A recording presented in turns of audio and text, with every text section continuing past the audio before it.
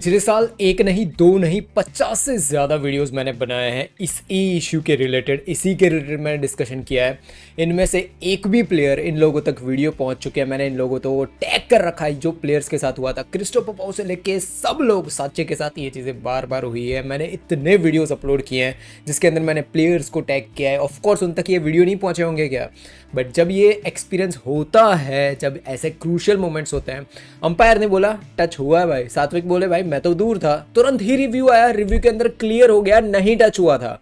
Umpire ने clear words बोले कि मैंने डिसीजन दिया है, वहां पे बात खत्म हो जाती है और रूल्स के मुताबिक ही है भाई। रूल्स में यही है कि अंपायर ने बोला खत्म है, वहां पे रेफरी ने आके भी यही चीज़ बोली कि अंपायर ने बोला वही है। पिछले साल कितने वीडियोस मैंने अपलोड किए हैं, ठीक है, यही इशू के रिलेटेड कि भाई रिव्यू सिस्टम लाओ, प्लेयर्स के लिए लेके आओ। कितने वीडियो बनाए आप लोग जो बैड एसपी देख रहे हो उनको पता है। इनमें से एक भी प्लेयर सपोर्ट में नहीं आया। ये प्लेयर के लिए ही तो आवाज़ उठा रहा था मैं, ये प्लेयर्स लोगों के लिए ही तो वीडियो बना रहा था वो मैं, ठीक है। इनमें से कोई भी सपोर्ट में नहीं आया बाय द वे, ठीक है। ये सब लोगों ने एक्सेप्ट कर लिया, ठीक है भाई, ठीक है, होगा भाई। ऐसे सिर्फ साची के साथ नहीं, आगे भी बहुत प्लेयर्स के साथ होगा। अकेला हूँ यहाँ पे, अकेले क्वेश्चन उठाया है भाई, अकेले ये सारी चीज़ें कही है, पर कोई भी सपोर्ट में नहीं आया। तो ये इश्यूज़ हो ना, आप में से कोई रोना मत भाई कि ये हो गया, अंपायर ने पॉइंट दे दिए, ये सब कुछ। आप लोगों में से किसी ने ये चीज़ें शेयर नहीं की है। वो वीडियोज़ जब मैं देखता हूँ ना, शेयर नहीं हुए वो वीडियोज़। सेट वन की बात की जाए तो भाई साहब यहाँ पे देखो, मुझे केविन संजय याद आ गए, जापानीज प्लेयर ने जो बैकहैंड स्मैश लगाए हैं यार। केविन संजय जब भी मुझे याद आता है ना यार, उनके साथ मैं किसी को कंपेयर ही नहीं करता हूँ कभी भी। He was one of the kind in men's doubles, crazy good. And ये चीज़ देख के मुझे याद आ गई यार केविन संजय की। बस ये रियली देखो, आपको रियलाइज होगा कि कितने एग्रेसिव खेलने की कोशिश कर रहे हैं जापानीज प्लेयर। इवन दो उनके स्मैशेस साची जितने पावरफुल बिल्कुल भी नहीं है, स्टिल दे आर ट्राइंग। भाई फ्लैट गेम प्ले में टॉप टीयर लेवल पे आज जापानीज प्लेयर ने परफॉर्मेंस दी है। फ्लैट गेम वाज ऑसम भाई, आप इसको डिनाई ही नहीं करते, इतनी बढ़िया फ्लैट गेम खेली है। एंड भाई एक जहां पे लग रहा था कि पीछे, वहां से जापानीज प्लेयर वापस आ गई। Just look at this monster smash by Satwik man. क्या स्मैश लगाई है भाई सात्विक ने। ये स्मैशेस है ना, इसको देखने के लिए तो भाई मैं हमेशा साची की मैच ओपन करता हूँ। क्या क्रेजी स्मैश थी ये। फुल ऑन आपको फ्लैट गेम प्ले ही यहाँ पे देखने मिलेगी। एंड जापानीज प्लेयर एक और चीज कर रही थी, ऊपर ऐसे एंड भाई अब शटल के ऊपर जाना, इसको बोलते हैं भाई फ्लैट फ्लैट फ्लैट। पॉइंट्स ले रही है भाई 27-25। एंड भाई इतना वेट करवाया, एक पॉइंट ये ले रहे, एक पॉइंट वो ले रहे, इतना वेट करवाया, बट फाइनली साची वन फर्स्ट सेट। आप अगर अटैक की बात करो ना, जापानीज प्लेयर की अगर मैं इन डिटेल डिस्कशन करूं तो ऑफकोर्स साची के कंपैरिजन में काफी स्लो स्मैशेस थी। ट्राई जरूर कर रहे थे दोनों, मिडोरिकावा एंड यामाशिटा, अच्छी खासी स्मैशेस लगाने की, बट डिफेंसेस ईजी पड़ रहे थे साची को। एंड उनका भी कमबैक हो गया भाई मैच में। Top rally of the match, ऐसी रैलीज आपको सिर्फ डबल्स में ही देखने मिलेगी भाई। जापानीज प्लेयर का ये डिफेंस देखो, crazy amazing, top notch rally. And ये सिर्फ आपको डबल्स में ही देखने मिलेगा। एक अच्छा खासा कमबैक किया जापानीज प्लेयर ने मैच के अंदर। एंड मैं पूरा का पूरा क्रेडिट देना चाहूंगा उनकी फ्लैट गेम प्ले को भाई। आउटस्टैंडिंग फ्लैट गेम प्ले खेली है और उनको पता था वो प्लेसिंग कहाँ पे कर रहे थे। आपको क्लियरली यहाँ पे विजिबल होगा कि थोड़े बहुत हमारे बोलते हैं ना फ्लैट गेम प्ले में इश्यूज दिखते हैं, थोड़े बहुत 23-21। एंड यहाँ पे जापानीज प्लेयर सेकंड सेट ले गई। अप्रिशिएटिंग वाली जहाँ पे चीज हो देना चाहिए भाई, जापानीज प्लेयर ले गई पॉइंट को। पिन ड्रॉप साइलेंस चल रहा था थर्ड सेट के अंदर, क्योंकि स्टार्टिंग से ही जापानीज प्लेयर ने थोड़े डोमिनेट करना शुरू किया।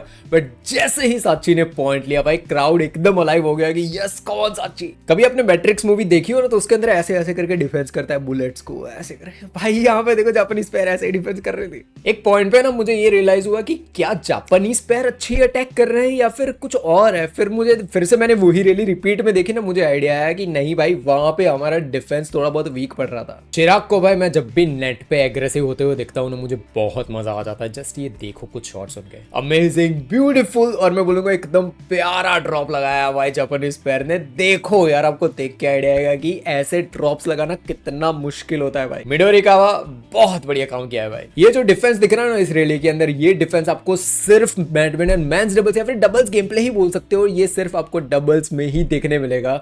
क्या डिफेंस है भाई साहब यार, दोनों पैर, क्योंकि कुछ शॉट्स थे जहां पे चिराग ने भी बहुत बड़ा डिफेंस किया था। अंपायर ने बोला भाई सात्विक आप टच हो गए हो, वहां पे पोल पे टच हो गए हो, ठीक है, वहां पे टच हो गए हो। सात्विक को ऐसा बोला। अब सात्विक को पता था कि भाई मैं तो बहुत दूर था, कहां से टच हो गया, ठीक है। अब अंपायर ने बोला है वहां पे टच हो गया है। देखो यार, अगर आप बोल रहे हो ना अंपायर गलत है, तो भाई मैं वो सीट होती है ना अंपायर वाली, वहां पे बैठ चुका हूँ। जिंदगी में एक बार बैठना और डबल्स की गेम प्ले देखना और आपको आइडिया आएगा भाई क्या चल रहा है।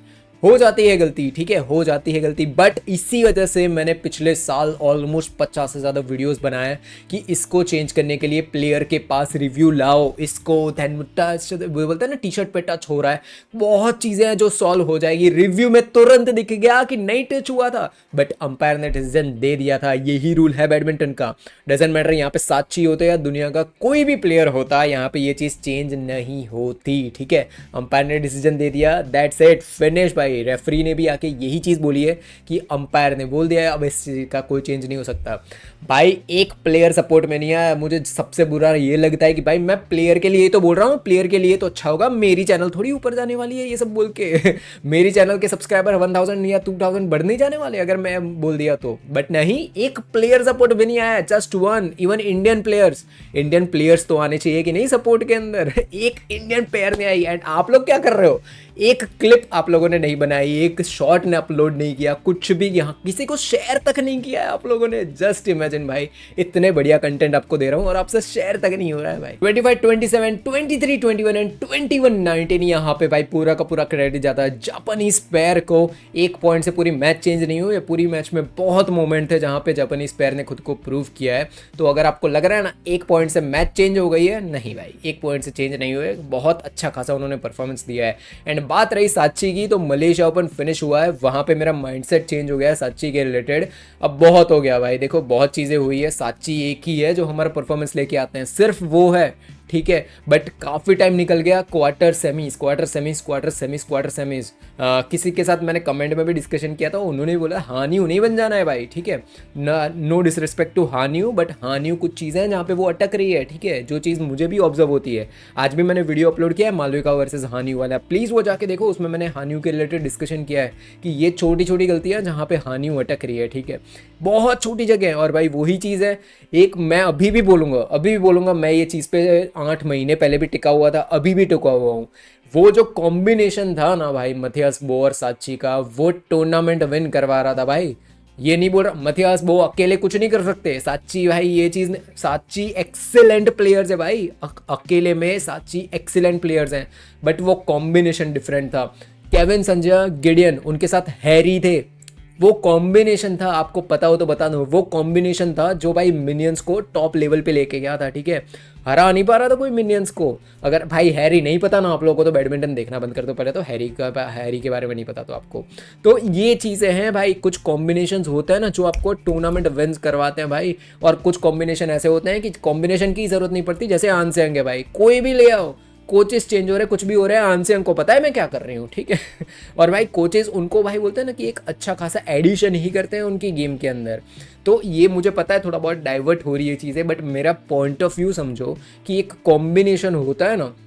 आनसेंग के रिलेटेड भी बताऊं तो सुंग जी हुन के साथ उन्होंने जितने इंप्रूवमेंट्स किए हैं ना भाई, टॉप टीयर लेवल के वो इंप्रूवमेंट्स उन्होंने किए। मैंने इसके बारे में एक वीडियो बना रखा है, आप में से कितने लोगों ने देखा भी नहीं होगा, चैनल पे एकदम नीचे जाना, सुंग जी हुन फीमेल ट्रेनर का कितना इंपॉर्टेंस होता है ना, वो देखो भाई, एक फीमेल प्लेयर के साथ एक फीमेल प्लेयर बोलते हैं ना कि कोच हो तो कितना ज़्यादा चेंजेस आ जाते हैं भाई। मैं ऐसे ऐसे सवाल उठा चुका हूँ ना जिसके बारे में आप लोगों को आइडिया तक नहीं हो, जाके वीडियोज़ देखो, शेयर करो भाई, इंडियन बैडमिंटन को ऊपर लेके आना है प्लीज़। एक टाइम मैं नहीं चाहता कि ये आ जाए जहाँ पे मैं ये बोलूँ कि अब भाई मुझे फर्क नहीं पड़ रहा है इंडियन बैडमिंटन पे। तो आपके क्या व्यूज है इस मैच के रिलेटेड प्लीज कमेंट बॉक्स में बता दो। मिलेंगे नेक्स्ट वीडियो में, तब तक के लिए बाय बाय, जय हिंद, वंदे मातरम। ये रिपोर्ट कार्ड वाली प्लेलिस्ट है, प्लीज ये प्लेलिस्ट ओपन करो। आपको लग रहा है ना कि ये स्कोर्स और ये सब कुछ आज हुआ है, इस टूर्नामेंट में हुआ है, कितने टाइम से ये चीजें चल रही है, प्लेलिस्ट ओपन करो भाई।